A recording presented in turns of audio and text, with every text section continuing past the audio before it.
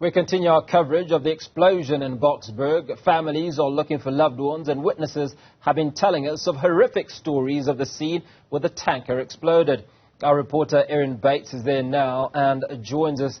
Erin, 10 people lost their lives, several others injured, including some fire officials. Yes, that's right. Scores of others injured severely with third-degree burns amongst other injuries and woundings in the explosions this morning. In fact, just to my right here on Hospital Street, last we knew there were still a few bodies on site yet to be extracted. And of course, the bereaved will need to identify their loved ones. Islamic Relief, one of the community non-profit organizations on site here, has been doing site assessments, and we're joined now by two of the officials with them. Tamim Ravat, you've had a look at 5 houses. What have you found this morning and into this afternoon? So we've kindly walked around from about 9:10 this morning, looked at homes. There's quite a few homes, as you can see on our left, and which has been burnt down. And, you know, with the explosion, lots of windows have been broken, ceilings have collapsed. Some of the homes have actually been written off because there's nothing left in those structures.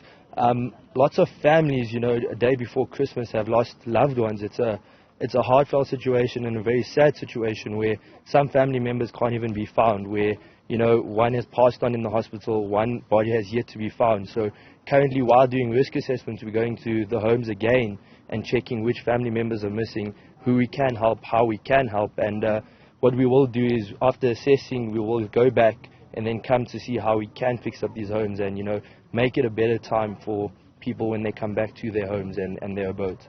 Thank you. Adla, I didn't catch your surname, so please just introduce yourself in full and then tell us about the most devastated home you've seen. Hi, I'm Adla Sirkoth. So the most devastating home I've seen is the home that we don't know who lives in it.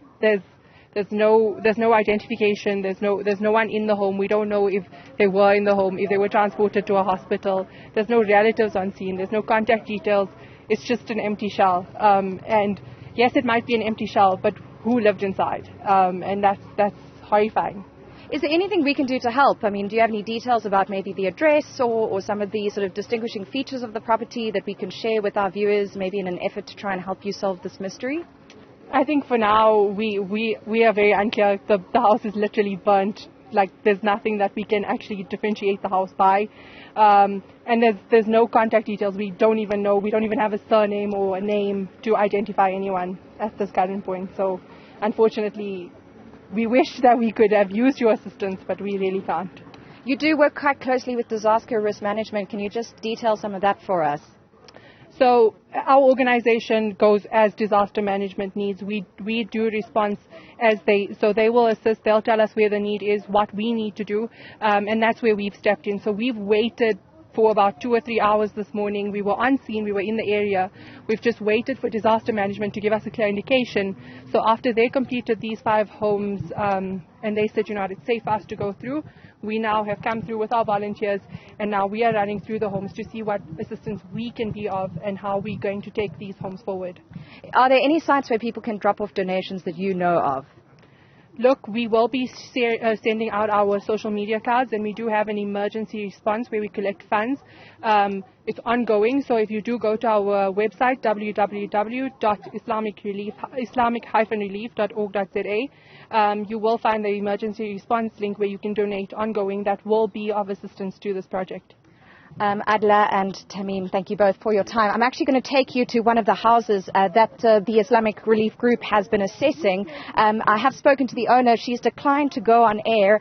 She is in her early 80s, 83 I believe it is, and living at this property since 1958. One of her concerns, of course, is that, you know, she is on oxygen and has had to sit outside here in her wheelchair waiting for help. She doesn't want to leave her home because there's only one gate she can lock at this point. Most of the doors have been blasted, and she's concerned that she might lose her household goods. So here we are. We're joined by another member of the Islamic Relief volunteer team, and you get a sense of the damage. This house, meters from the site of the blast. I mean, you can see the broken glass on the floor, blasts, I should say. There were several of them. This is what a home looks like after several blasts and a gas explosion just meters away. I think the most devastating sight is this kitchen. Look at the beams of this kitchen ceiling. A very dangerous sight. There is dust everywhere, and I can tell you it's chilling being in this room. It's almost spooky. All this dust here that wasn't here mere hours ago before that gas tanker explosion. Here is the room of the lady who has given us permission. You can see the tube of her oxygen machine. She is waiting outside. She is all right. She's not injured, but she doesn't want to go and get health care elsewhere because she's worried about what's left of her home that may be lost. I mean, this is what people are living with in the aftermath of the explosion. And, you know, I also heard from the Islamic Relief volunteers, thank you, that at one of the houses they found 2 bodies, one inside, a deceased in fact, outside, I should say, in the road, and the other member of that household had been taken to hospital but succumbed to their injuries in hospital. We will keep tabs on this. There is a call for volunteers. There is also a call for aid, and we will keep you updated on how you can step in and help people, the community here in Plantation, deal with the aftermath of this deadly and devastating explosion.